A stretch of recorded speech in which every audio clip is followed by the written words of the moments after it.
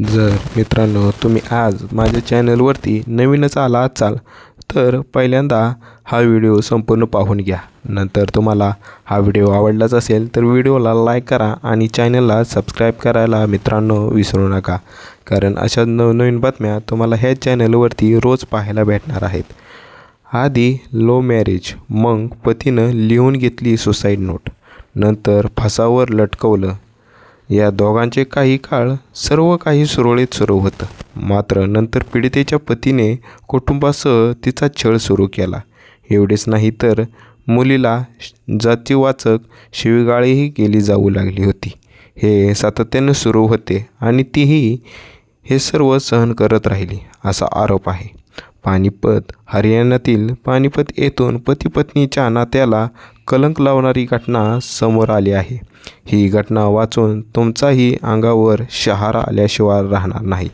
पानिपतच्या new housing board कॉलनीत राहणाऱ्या एका तरुणीने शहरातील विकासनगरमध्ये राहणाऱ्या नीरजसोबत प्रेमविवाह केला होता. हे तिचे दुसरे लग्न होतं. मात्र नीरजच्या कुटुंबियांना हा आंतरजातीय विवाह मान्य नव्हता. यामुळे दोघी पती पत्नी वेगळे राहू लागले होते. या दोघांचे काही काळ सर्व काही सुरळीत होतं. मात्र नंतर पीडितेच्या पतीने कुटुंबासह तिचा छळ सुरू केला. एवढेच नाही तर मुलीला जातीवाचक शिवीगाळीही केली जाऊ लागली होती. हे सातत्याने सुरू होते आणि तीही हे सहन करू राहिली होती. मग एक दिवस पीडितेच्या म्हणण्यानुसार एके दिवशी तिचा पतीने तिला पाण्यात नशेचा पदार्थ विरघळून पाजला आणि नंतर जबरदस्तीने सुसाईड नोट लिहायला लावली. पीडितेने सांगितले की यानंतर पत्नीने तिला फासावर लटकवले आणि फरार झाला.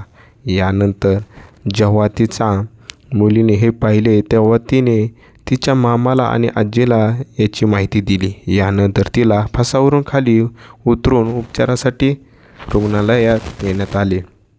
रुग्णालयात तब्बल 15 दिवस ती जीवन मरणाची लढाई लढत होती. तिचा जीव वाचला असता तरी सध्या हातरुणावरच खिळून राहिलं होतं. काय म्हणाले पोलीस? या प्रकरणी चांदनी बाग पोलीस ठाण्याचे प्रभारी मनजित सिंग यांनी दिलेल्या माहितीनुसार पीडितेच्या तक्रारीवरून बांधवी कलम 307 आणि 328 नुसार गुन्हा दाखल करून तपास करण्यात आला आहे.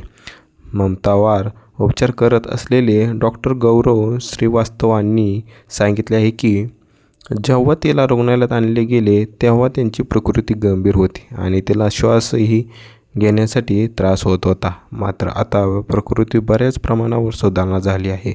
मात्र तिला उठण्यासाठी आणि चालण्यासाठी अद्यापही त्रास होत आहे. आता पीडिता तिच्या माहेरी आहे. तसेच तिने न्याय मिळावा, या दोषीविरोधात कठोर कारवाई करण्यात यावी अशी मागणी केली आहे. जर मित्रांनो तुम्हाला हा व्हिडिओ आवडलाच असेल तर व्हिडिओला लाईक करा आणि चॅनलला सबस्क्राईब करायला विसरू नका मित्रांनो. कारण अशाच नवनवीन बातम्या तुम्हाला रोज ह्याच चॅनलवरती पाहायला भेटणार आहेत. तर आधी हा व्हिडिओ पाहिल्यानंतर चॅनलला सबस्क्राईब करायला मात्र विसरू नका. थँक्यू.